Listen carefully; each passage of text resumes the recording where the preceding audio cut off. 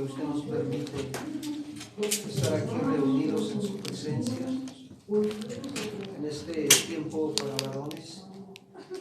Reconocemos la grande necesidad que tenemos de ser instruidos en el consejo sabio de su palabra.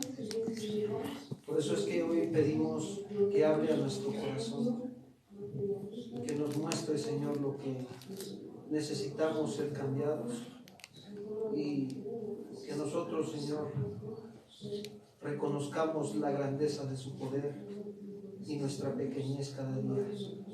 Gracias por este tiempo, Padre. Se lo pedimos en el nombre de Cristo Jesús. Amén. Abran su Biblia en Génesis capítulo 1, verso 27, por favor.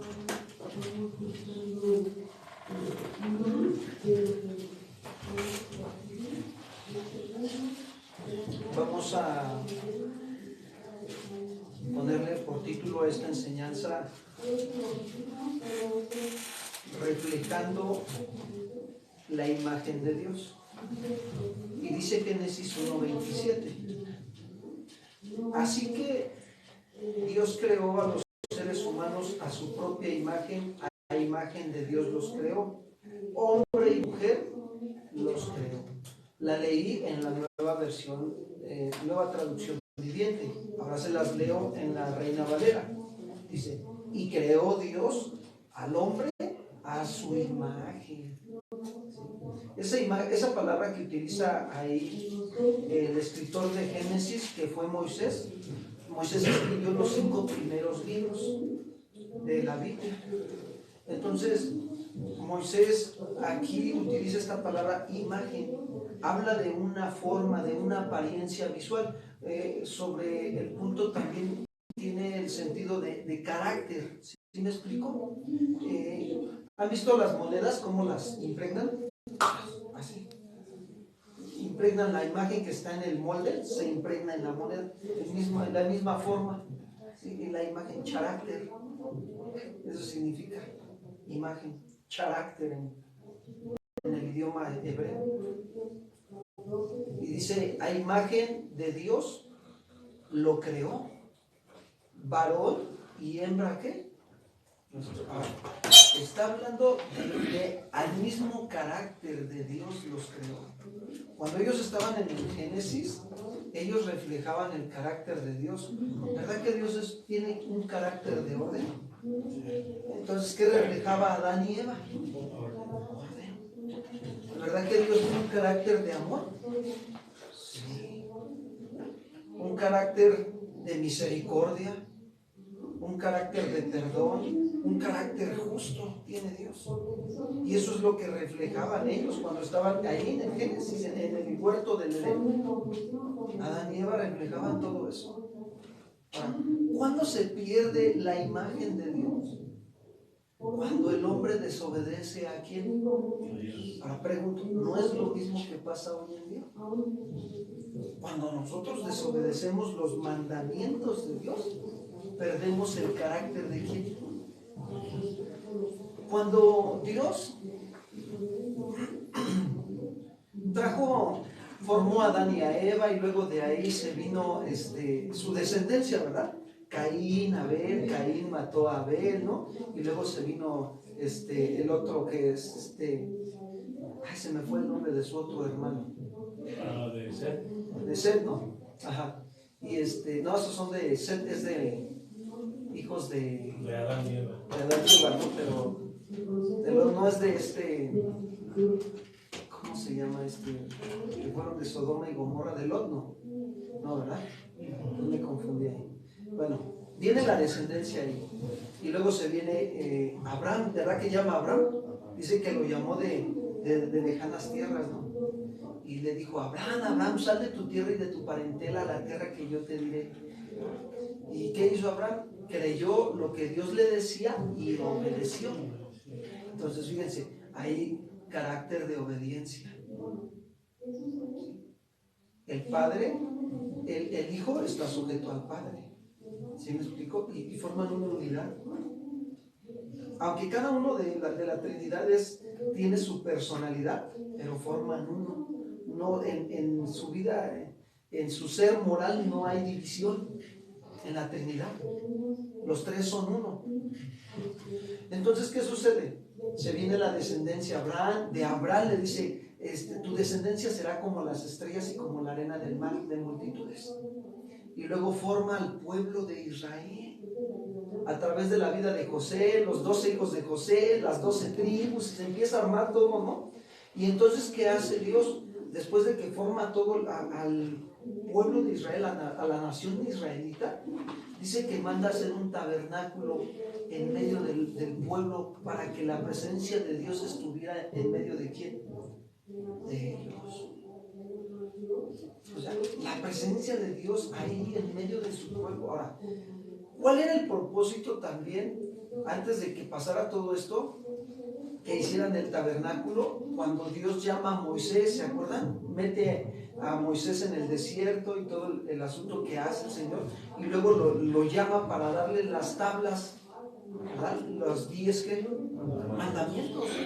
¿Cuál es el propósito de los 10 mandamientos? El propósito de los 10 mandamientos es darle personalidad al pueblo, darle una personificación. ¿Cuál era la labor del pueblo? Reflejar el carácter de ¿quién?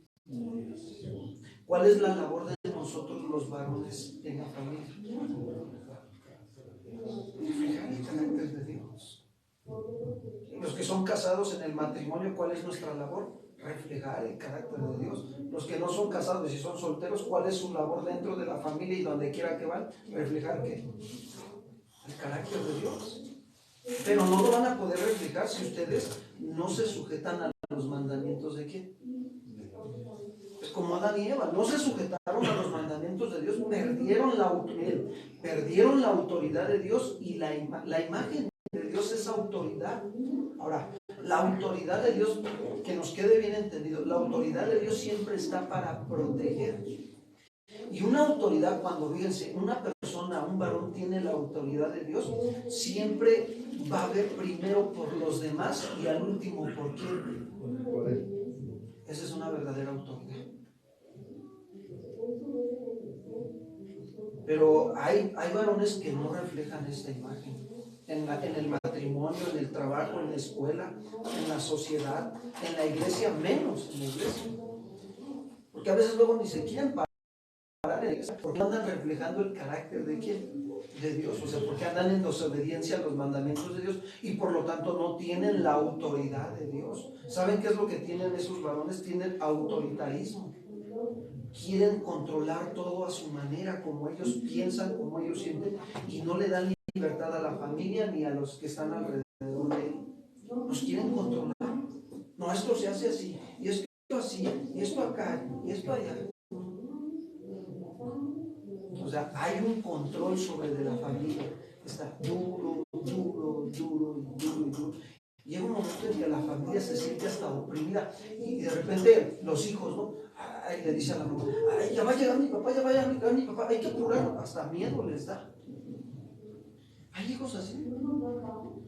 Se hieren, se lastiman. Ahora que estamos siguiendo al anexo, nos encontramos con este tipo de situaciones. Y como el anexo es mixto, miren, yo a veces empiezo a tocar algunos puntos en la predicación con respecto al abuso de autoridad, y de repente el otro día estaba una señorita, pues, muchachilla pues ahí en el anexo, una mujer joven, y empecé a tocar el punto de heridas por parte de los padres hacia los hijos, y se empezó a quebrantar, se empezó a sentir así como que le daban ganas de llorar. ¿Por qué? Porque fue lastimada por sus padres. ¿Abuso de qué? De autoridad, más bien autoritarismo, ¿no? Por no tener el carácter de ¿quién? De Dios, la imagen de Dios. Entonces, ¿para qué fueron los 10 mandamientos? Para darle personalidad al pueblo, para que el pueblo refleje la imagen de Dios. ¿Para qué Dios nos ha dejado la palabra?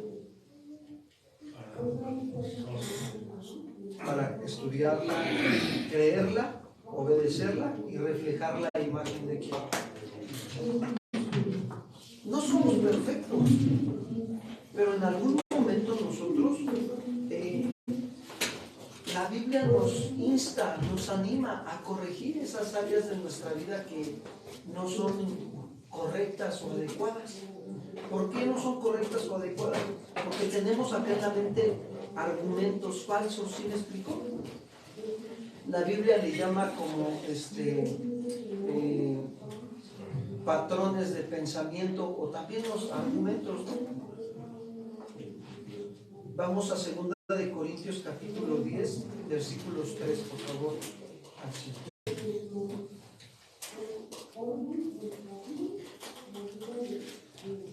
Segunda carta a los Corintios, capítulo 10, versículo 3. Así, fíjense, cuando Pablo escribe esta carta, Pablo veía a los varones, en la congregación de Corinto había varones, ¿sí o no? Es entendido. Había niños, había jóvenes y como aquí, ¿no?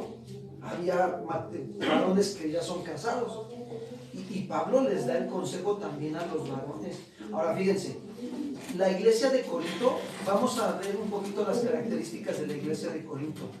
Cuando lean ustedes toda la carta a los Corintios, la primera y la segunda carta, se van a dar cuenta de la problemática que había de puro desorden en sus vidas.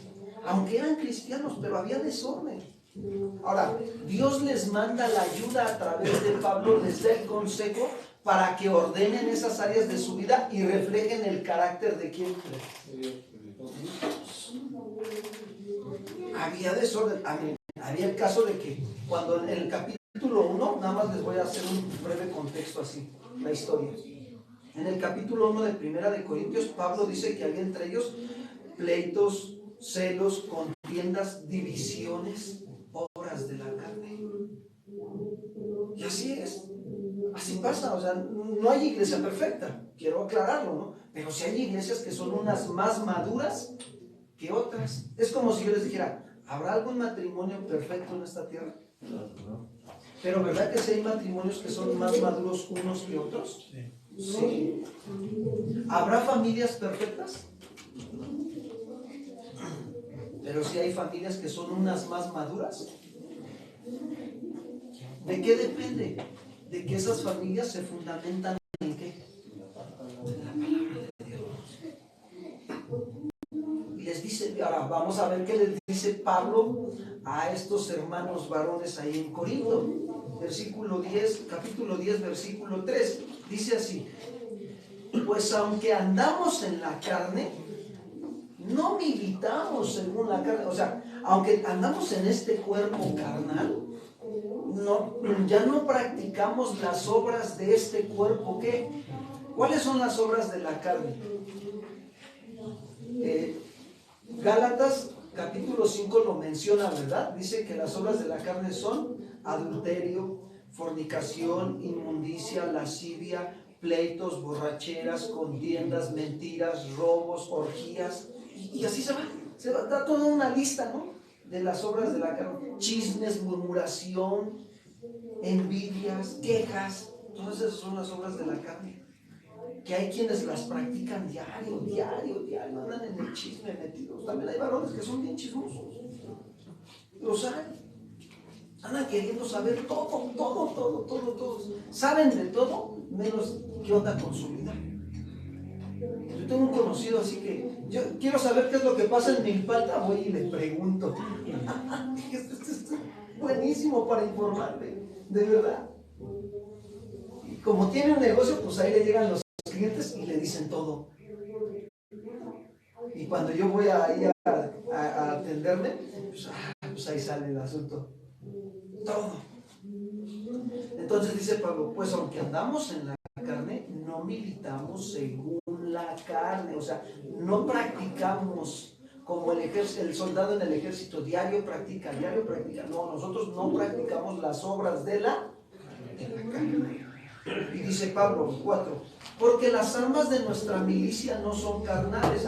No, si él me dice, ¿eres un tonto? No, le digo, mandarina, todo lo que me digas será para tu madrina. No actúo igual en la misma actitud de la carne. No le pago mal por mal, al contrario, le pago a ese mal que me está haciendo él, le pago con bien.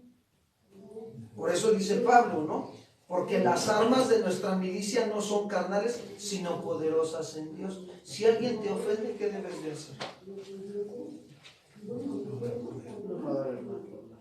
Orar por él, perdonarlo. Y ahí estás utilizando, la palabra de Dios dice preferible, fíjense, dice en un proverbio, preferible pasar por alto la ofensa antes que cometer el agravio. Ya estás utilizando una arma espiritual, la palabra de Dios, para no pagar mal por mal. Entonces Pablo tenía bien claro esto, porque las armas de nuestra milicia no son carnales, sino poderosas en Dios para destruir ¿qué? Fortalezas. Acá en la mente se levantan fortalezas, hábitos de pensamiento que tenemos. A veces pasa hasta en la familia, ¿no? Tenemos malos hábitos de pedir las cosas y no pedir por favor. Pásame la basura, ¿no? Pásame el bote, ¿no? Cristian, pásame el bote. Cuando Dios quiere que nosotros derribemos estas fortalezas.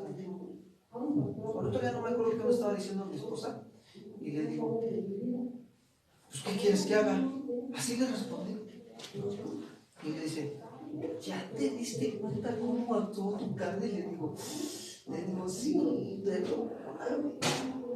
perdóname.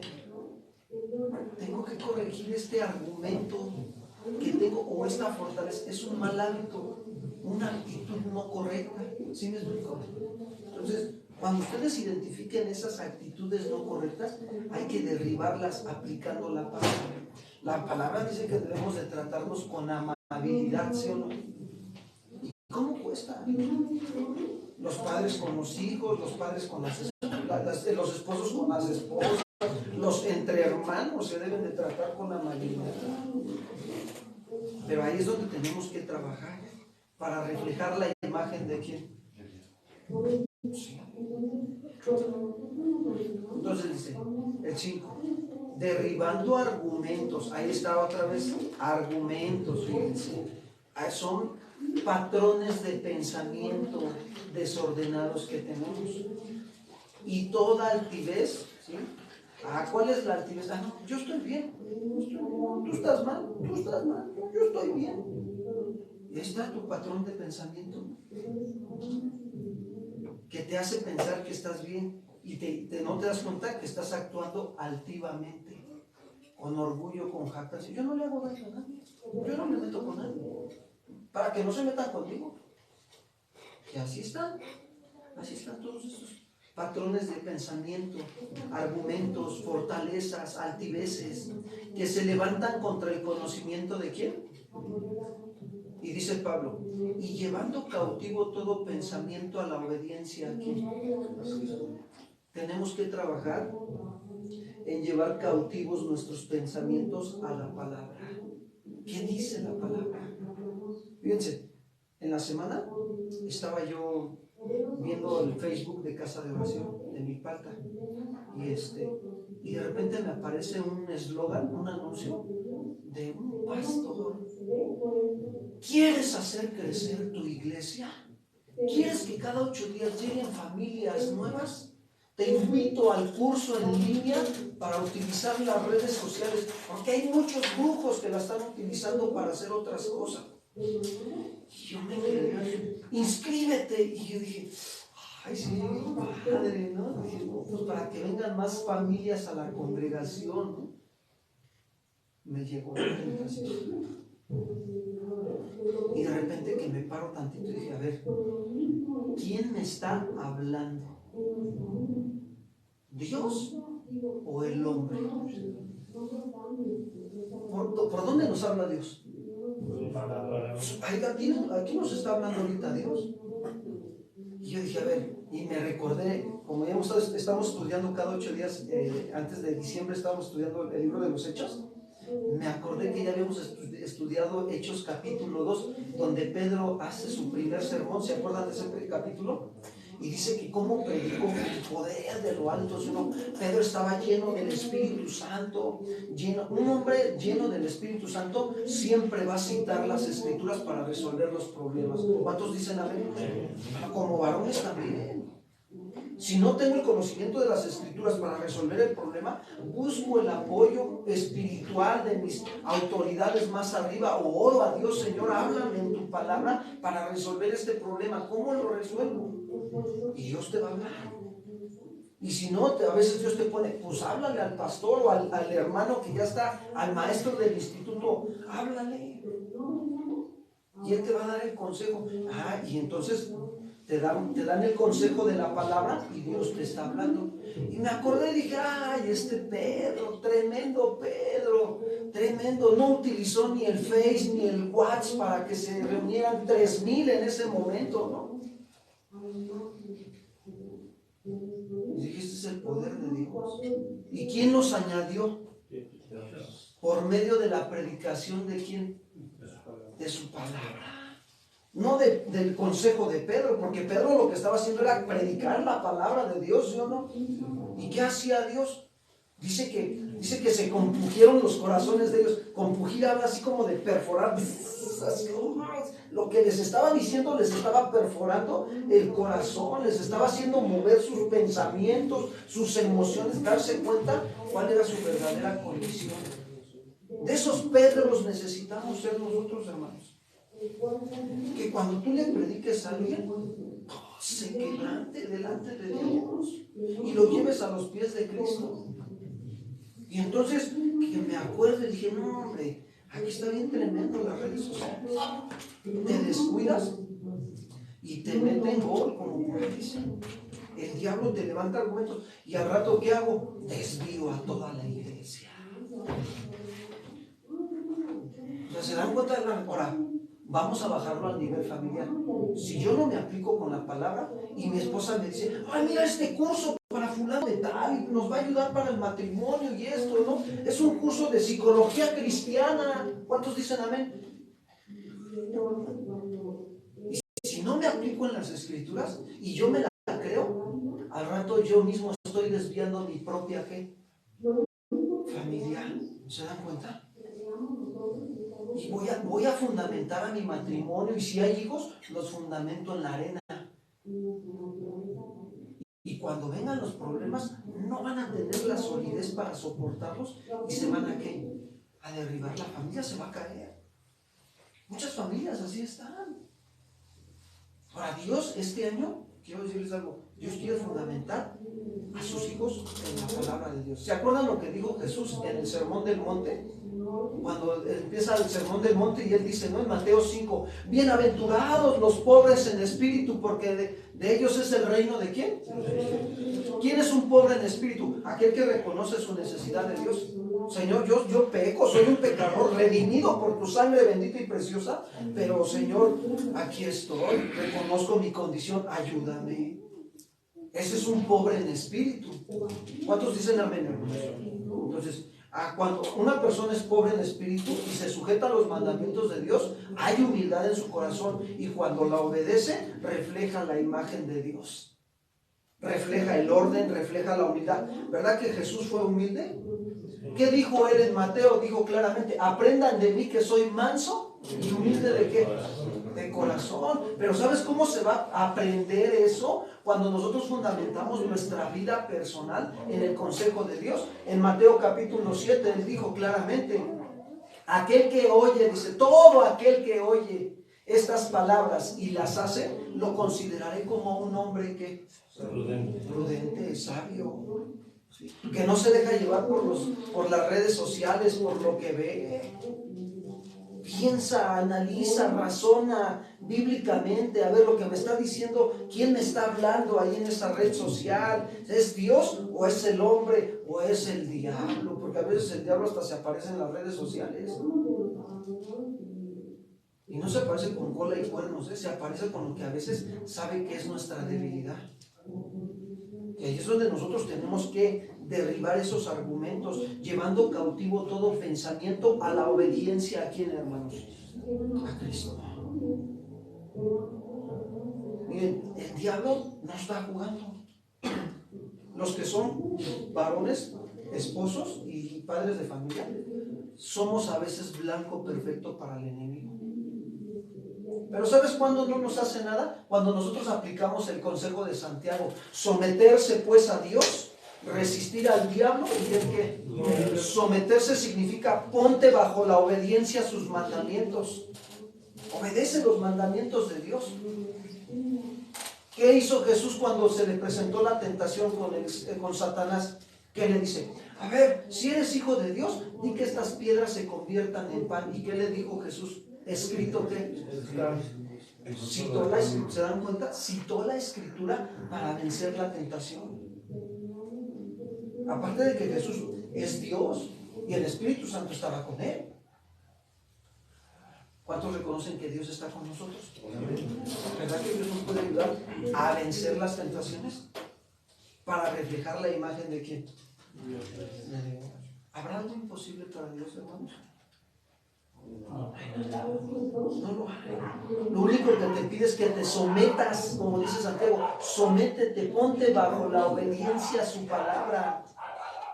Someteos pues a Dios. Resistir al diablo. Resistir significa estar en contra, oponerse. ¿Cómo vas a oponerte y estar en contra a las tentaciones que vienen a tu vida? Sacando la palabra de Dios. ¿Qué le dijo de nuevo el Satanás a Jesús? Le dijo: a ver, ¿sí? Escrito está. Dice, aviéntate le dice, a ver, si eres hijo de Dios, dice, aviéntate, dice, de este pináculo hasta allá abajo, y escrito está que a sus ángeles mandará a que te sostengan. Le sacó la escritura a medias. Fíjense, las verdades a medias terminan siendo una verdad completa. Una mentira completa. Y le dice, ¿no? Al Señor, dice, no tentarás al Señor tu Dios, sino que a Él solo ¿qué? Adorarás y servirás. O sea, qué tremendo, ¿no? El llenarte de la palabra de Dios te va a ser útil para defenderte de las tentaciones que vengan a tu vida. Y cuando lo haces, reflejas la imagen de quién. Hace un par de semanas un varón comentó esto: pastor, mire, quiero comentarle algo. Y yo estaba así, ¿no? Y dice, me pasó una situación bien fuerte en mi matrimonio, tan fuerte, que ofendí a mi esposa físicamente. Y entonces yo lo escuchaba nada más y dice, la empujé y la tiré al piso. De repente me dice el varón, dice, estoy arrepentido, pastor, estoy arrepentido. ¿Sabe por qué, pastor? Porque Dios me mostró la verdadera condición en la que me encuentro. Me dejé seducir y arrastrar por mi ira, pastor. La ofendí, me dio tanto coraje con lo que me estaba diciendo que la agarré de la espalda, dice, y la tiré en el piso, pastor. Cristiano.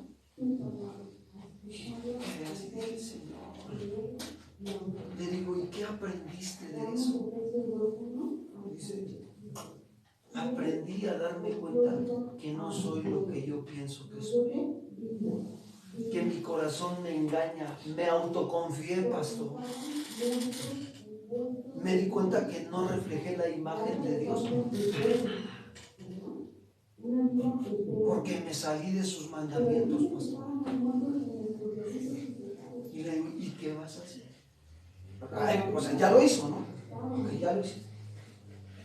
Pastor, ya le pedí perdón a Dios. Ya hablé con mi esposa. Le digo, ¿qué te dijo tu esposa? La verdad, pastor, ella también reconoció que necesitamos los dos alimentar nuestro matrimonio con el consejo de la palabra de Dios. Pero sí sabes por qué te das cuenta, por qué llegaste a reflejar el desorden en tu vida. Dice, sí, pastor, porque yo soy responsable de decirle a mi esposa, vamos a sentarnos a estudiar la palabra de Dios, dice, aunque sea una vez a la semana. Y cuando él me estaba diciendo eso, yo me acordé del Nabal. ¿Cuántos han leído el pasaje de Nabal y de Abigail? Cuando estaba David en el desierto y se quedó sin comida, ¿verdad? Y cuando sus criados de Nabal también estuvieron con David un tiempo, David los alimentó. Y pues dijo, bueno, pues ahora yo necesito que Nabal me ayude para que le dé de comer a mis guerreros, ¿no? A mis soldados. Y le mandó a pedir a Nabal. ¿Y qué creen que hizo el Nabal? No le quiso dar. Y siendo rico, pero dice que era necio. Nabal significa necio. Y eso, cuando él me estaba diciendo eso, dije, este varón en su corazón hay necedad. Porque su necedad lo llevó a fundamentarse de argumentos acá, y eso lo llevó en su desesperación a agarrar a su mujer y tirarla al piso y lamentarla. Y lo reconoció, quiero decirle que lo reconoció y dice, y le pedimos perdón, pastor, los dos, mi esposa y yo le pedimos perdón a Dios, porque dice, yo soy el responsable. Yo le dije a Dios, Señor, yo soy responsable de que esto esté pasando en mi matrimonio, de que no estemos reflejando el carácter tuyo en el matrimonio, Señor. Y le digo, ¿qué vas a hacer, Señor? Ya me propuse, pastor, y ya empecé con mi esposa. Dice, ya estamos una vez a la semana estudiando los dos en casa la palabra de Dios y pasando tiempos de alabanza y de adoración y orando por cualquier problema que viene. Y le digo, gracias a Dios. Gracias a Dios le digo que Dios te está dando otra oportunidad para que reflejes la imagen de quién. Como dice Génesis, ¿no? Creó Dios al hombre y a imagen de quién. De Dios los creó quién. Gracias. Vamos a orar, hermanos. Si tú te has dado cuenta que en tu vida te hace falta reflejar la imagen de orden de Dios, pon esa necesidad en manos de Dios y dile, Señor, aquí está mi vida. ¿Cuántos creen que Dios va a obrar? Dios lo va a hacer. Pero fundamentense, trabajen en estudiar la palabra, en su matrimonio, con sus hijos. Trabajen. No se cansen de hacer el bien, que a su tiempo cosecharán. Ahí donde están, cierren sus ojos. Señor, queremos darte las gracias en esta mañana por esta enseñanza, Señor, que tú has hablado en nuestros corazones. Sabemos que tú creaste al hombre y a la mujer a imagen tuya, los creaste, Señor, para que ellos representaran tu imagen, tu presencia aquí en la tierra. Pero al desobedecer tus mandamientos, el hombre perdió tu imagen, tu autoridad. Y ellos fueron, Señor, separados de tu presencia. Pero aún ahí, Señor, en esa separación, a ti te agradó, Señor, enviar a tu Hijo Jesucristo. El resplandor y la imagen tuya misma, Señor, para salvarnos de nuestros pecados, para perdonarnos, Señor. Perdónanos, Señor. Muchas veces caemos en la autoconfianza, Señor, de pensar que estamos bien.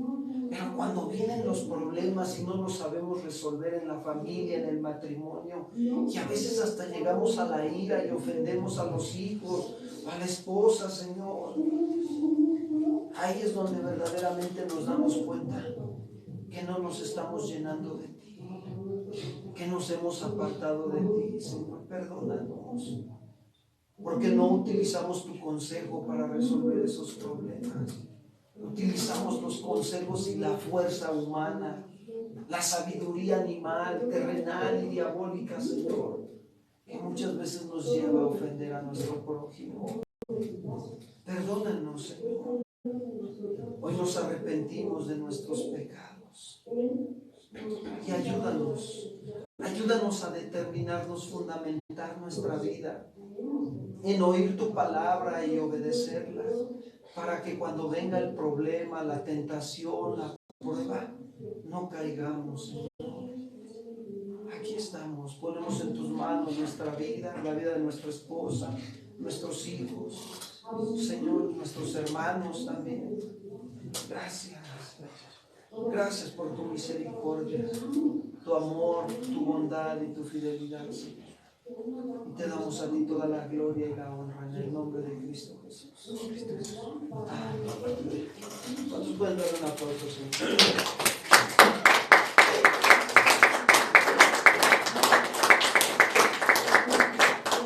Pues gracias a Dios, ¿verdad? Si Dios permite, nos vemos la próxima semana en este tiempo para orar. Que el Señor les bendiga.